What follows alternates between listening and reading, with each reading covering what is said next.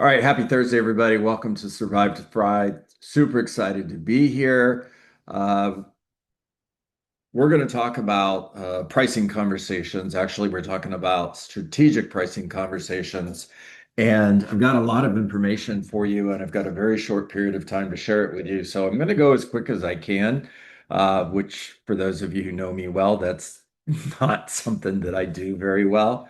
But observation, forecast, persuasion. So your job when you're having a strategic pricing conversation is start out by making an observation. So the observation is I'm looking at the market, and what I want to know is uh, what's the inventory? How many homes are currently for sale in my market? How many active listings are there? What's the average days on market? And by the way, every time I'm looking at these things, I'm comparing them to 6 months ago. I'm comparing them to the same time last year because I'm looking for trends. All right, that's part of making a forecast. So the other thing I'm looking at is sale price to the original list price percentage. So make sure you're looking at it compared to the original list price because if it's to the list price and they just did a price reduction, it's a little bit misleading. The last thing that I'm looking at is the list to sold ratio. So when a listing goes on the market, what percentage of active listings are making it to the closing table today compared to a year ago? So, like if you went back to 2021 and you remember when there were there was very little inventory, and whenever the home did come on the market, it would sell quick and it would sell for multiple offers. And the list to sold ratio was probably 100%, right? I mean, if it didn't sell, there's something seriously wrong with the house. What's the list to sold ratio in your local market right now? I can tell you that back in 2006, 7, 8, when I was selling real estate in Florida, that list to sold ratio dropped down to about 20%, which means 80% of the homes that went on the market would not sell. It would take an average of 3 listings for a home to sell. That's where firstborn, second spouse, third realtor came from. You wanted to be the third real estate agent in order to get that property sold because it took the seller to have failure the first 2 times before they were ready to listen and take your advice in order to get that home sold. Now, when you look at the real estate market going all the way back to the year 2000, um, by the way, 0 to 60 days is A, prices are going up. 60 to 120 days is B, you have prices starting to level off. And then C, right over here, 120 days plus, prices are starting to go down. Okay, so we look at the market back in 2000, and between 2000 and 2006, a period of 6 years. Remember that because it's important. A period of 6 years, prices were going up. Life is good. This is when I got my license. So until 2006, the only thing I knew was a seller's market. The first time I heard somebody use the word short sale, my first question was, what the heck is a short sale? I didn't even know what it was. Prices are going up 0 to 60 days. When you get to 60 to 120 days, prices are going to start leveling off. You may still have some areas or some homes where prices are going up a little bit, but on average, prices are going to start leveling off. That happened in 2006. When you get to more than 120 days of inventory, prices are starting to drop, which they did until 2012. So we're back at B now, where prices are starting to level off. And then things started to get better. Between 2012 and 2024, we were in a market where prices were increasing. That's the longest seller's market that we've had, probably going back 50 years, if not more. So for those of you who got your license in the last 10 years, the only thing you know is a seller's market. We are in some areas of the country in a flat out buyer's market. In other areas of the country, it's still a seller's market. Um, However, in a lot of those areas, you're transitioning from a seller's market to a buyer's market. This is important to know in order to be able to have a conversation with the seller at the listing table. All right, that's just making an observation and a forecast based on paying attention to what's going on in the market. Now, once you've got a price range on the property, I've gone through the comparables and we've come up with a price range. Let's say, for example, Judy, we're looking somewhere between 520 and 550. All right, so we've got our subject property. We've got a price range based on the comparables, and market value is, we'll put a number on it, we'll say 530. And we believe this property is going to sell somewhere between 525 and 550. But we think market value is 530. So if we're just pricing it based on market value, we're going to price that home at 530. But don't forget, a seller is going to want to price the property at 550 because they want to leave room for negotiation. They also believe that if they don't get any offers, they can always lower the price. And they believe that buyers can always make an offer. So they're thinking 550, promise you. So what we want to do is we want to look at the market between 500 and 550. We have a property that we've priced as we think the value is 530. We have a seller that's going to want to list that property at 550. Know that. So I'm going to go out 2 to 3 miles in every direction. And in order to see what's the market, this is my competition. These are the homes that I'm competing against. So I'm looking at A is all of the active listings between 500 and 550 within that 2 to 3 mile range. Now, if it's a single family home, I'm only looking at single family homes. If it's a condo, same thing, and so on. If it's a waterfront property like here in Florida and you've got a lot of properties on the ocean, I'm only looking at properties that are on the ocean. All right. It has to be like properties, but it does not have to be comparable. So a lot of real estate agents go sideways on this and they're like, but it isn't comparable. Doesn't matter. What I want to know is what's the inventory for single family homes between $500 and $550,000. And let's just say, for example, that we find that there's 18 active listings within this 2 to 3 mile range. Okay, cool. B is solds. Go back 6 months, do your sold search. How many properties sold between 500 and 550 in the same area? C is B divided by 6. So let's say that there was 18 solds. So we're going to take 18 divided by 6. We have 3 homes selling every 30 days. D is A, 18 listings divided by C, which is 3. We have 6 months of inventory. Prices are going down. So the conversation with that seller is market value is 530.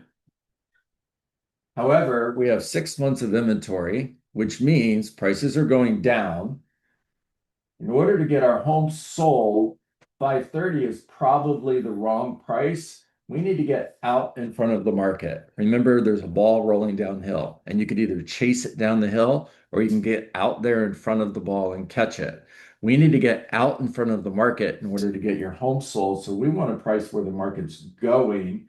520 is probably the right strategy here. Not only that, in order to sell your home, you got to be one of the top 3 properties out of 18 that are for sale. You're competing. It's a price war and it's a beauty contest. You got to be top 25% in presentation and you got to be bottom 25% in price. This is not a conversation about what your home is worth. This is a conversation about beating the competition in order to get your home sold. Now, you may end up selling your home for less than you want to.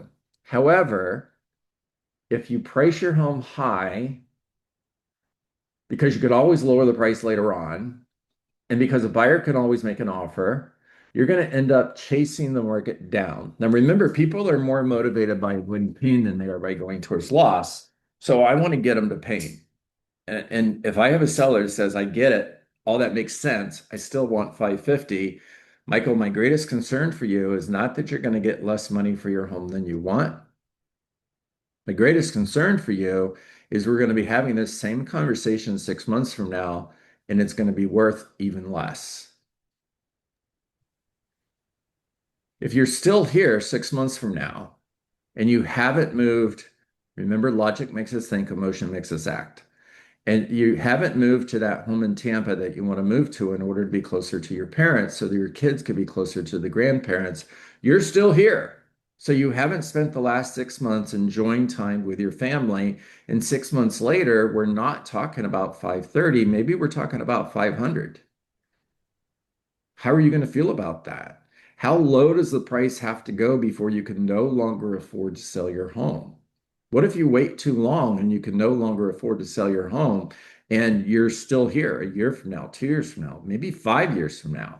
What if this market, what if this time is like that time? In other words, if you go back to the market back in 2008 when prices started to drop, it took 4 years to get to the bottom. And then it was 2016 before the prices were at the same level that they were in 2008. In other words, if you made the same decision back in 2008, it took you 8 years before your home was worth 530 again. What if this time's like that time? What if you don't get it right? What if you don't get out in front of the market and sell your home and you're still here 8 years from now and you've lost 8 years of enjoying that time with your family because you tried to make an extra $20,000 on your home? How would you feel about that? What do you think we should do? All right, I'm going to cut it short right there just because of time, but I want you guys to jump in here and share your thoughts with me. Uh, Our and we. Say it again. So if you guys didn't hear it, our and we to sell our home, we are going to. You're on the team together. Excellent. That's collaboration with the seller. Some of you heard it very loud and clear. For those of you who didn't, yeah, talk about it like you're on the same team. Really good stuff. That's right. Yeah, yeah. Thank you, Michael. Good job. Okay, Andre, let's go. Give me a couple more hands because I want to hear from a couple more of you before we jump here, everybody. Right, thanks, Michael. Yeah, this morning I was doing this kind of stuff for the appointment I'm doing today.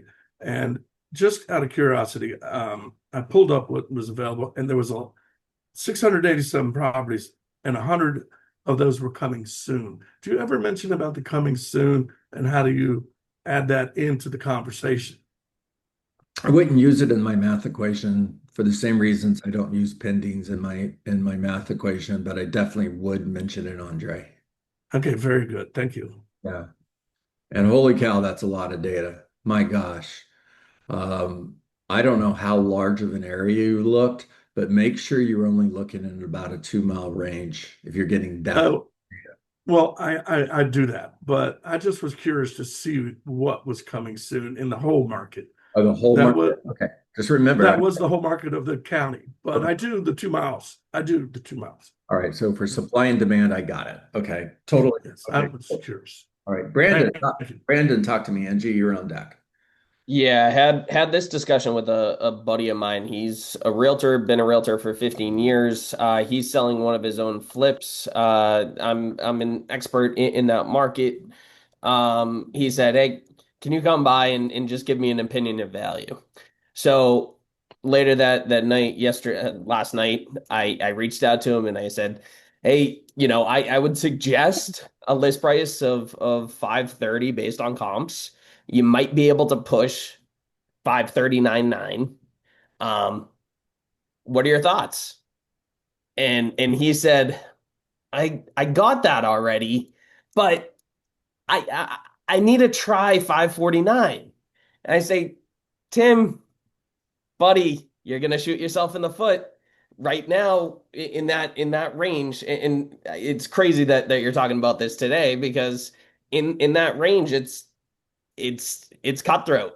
Mm. So either you got to beat that market, allow the market to bring you to your eventual sale price, which I believe it is at 565. but we gotta be more aggressive here in the list price That's to right. drive that. That's right.